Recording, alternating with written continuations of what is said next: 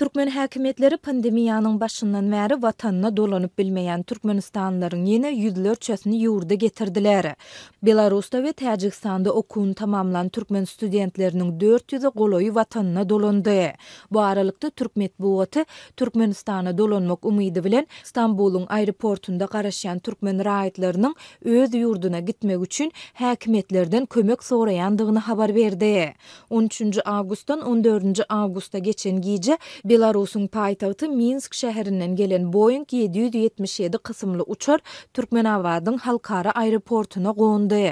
Bu uçarda 280 töweregi Türkmenistanly student watana dolandy diýip Adatlyk radiosynyň Agdalýan aeroportdaky ýytybarly çeşmesi 15-nji awgustda aýtdy. Onuň sözlerine görä türkmen studentleri uçardan düşen badyna goş golamlary berilenden soň Türkmenawadyň baş karantin zonasyna yerleşdirildi. Olar bu ýerde 3 gün karantinde saklanýarlar diýip çeşmämiz belledi. Häkimetleriň daşary döwletlerde galan Türkmenistanlary watana getirmek taýlalarynyň çäginde Täjikistanda ýokary bilimini tamamlan türkmen studentleriniň ýüze goloýy hem ýurda dolandy. Bu studentler 13-nji awgustdan 14-nji awgustda geçiren gece saat 2 töwereklerine Türkmenistana geldiler. Awtobusda Täjikistanyň ýoly düşen türkmen studentleri Özbegistanyň üstü bilen Farab gümrükhanasyna geldiler.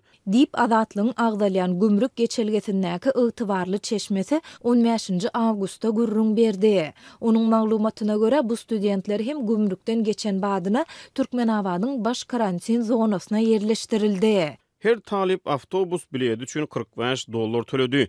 Taliplerden dollarda alınan tölegleri täjik awtobus sürücülerine tölediler.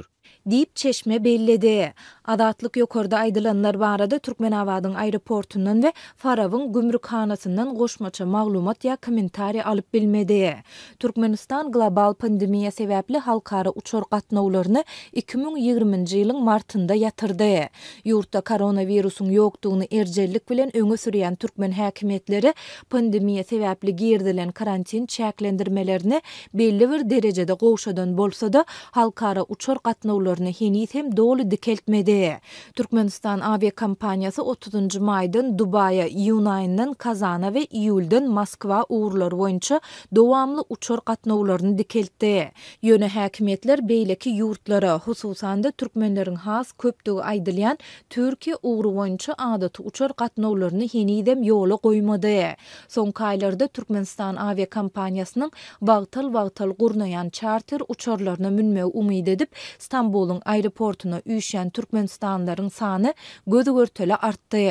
Käbir türkmenler bir näçe aýlap şol ýerde galýarlar. Köpleriň gidere başga ýeri ýok. Bu türkmenler ýollaryň açylmagyny we uçar gatnawlarynyň ýola goýulmagyny talap edip iýulyň başyndan bäri bir näçe gezek köpçüliklerin protest çärelerini geçirdiler. Bu çärelerden soňra türkmen häkimetleriniň daşarda galan raýatlary ýurda getirmek uğrundaky taýlalaryny güýçlendirendigi we Stambuldan Türkmenistana bir näçe charter uçaryny gurunandygy habar berildi. Ýöne Türk medeniýetinde peýda bolan soňky habarlarda türkmen häkimetleriniň taýlalarynyň ýeterlik däldigine, watanyna dolanmak isleýän onlarça Türkmenistanlynyň Stambulyň aeroportunda garaşmagy dowam etdirýändigini görse bolýar.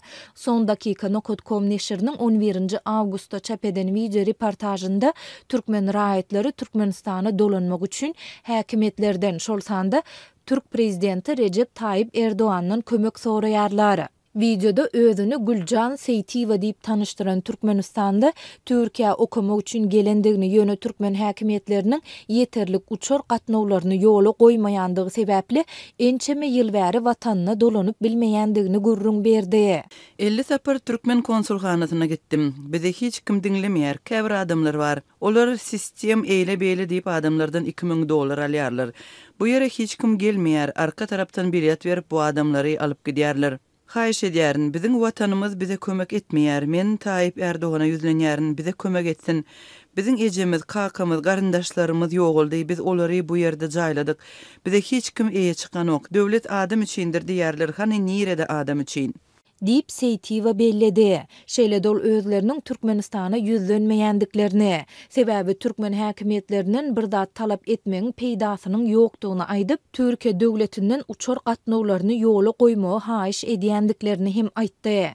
Türkmen häkimetleri we media serişdeleri daşary ýurtlarda galan müňlerçe Türkmenistanlynyň ykbaly barada asla maglumat bermeýärler. Häkimetler azatlygyň bu baradaky sorawlaryny hem jogapsyz goýýarlar.